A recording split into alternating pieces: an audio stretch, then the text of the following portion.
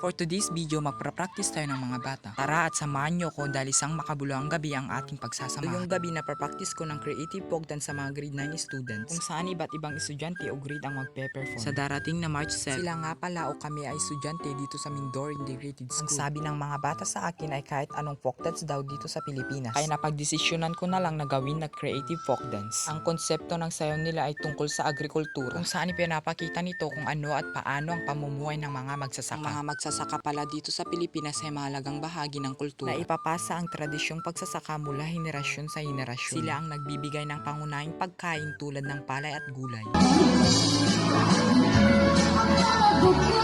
Share ko nga lang po, isa nga pala ako sa SSLG officer sa aming paaralan. Kaya nung pag-uwi ko galing school ay dali-dali na akong pumunta dyan. Kaya hindi na ako nakapagpalit ng damit, kaya naka-uniform pa lang ako dyan. As choreographer ng sayaw, hindi rin madali sa akin ang pagtuturo ng sayaw dahil grade 11 student pa lang ako. Kaya sobrang pasasalamat ko na sa mga bata dahil 5 minutes for this lang namin natapos. Bali gabi nga lang kami nakakapag-practice dahil nga may pasok kami sa school. Sobrang pasasalamat na nga namin sa mga barangay officials dito sa aming barangay dahil pinapayagan nila kaming mag-practice ng 4:30 PM to 8 o'clock PM. Hindi pa rin namin practice yung mga props namin dyan dahil baka masira-sira. Pinili ko ang creative folk dance dahil mas prepare yung costume at mga props. Itong sayaw nga nila ay dinagdagan ko ng ethnic modern dance. Sa folk dance, prepare yung costume nila. Pero dito sa ethnic dance ay bumili kami ng tela at ipinatahin namin. Hindi pala kami ang nagpa-practice lang dito, kundi meron ding iba't ibang grade and section na nagpa-practice.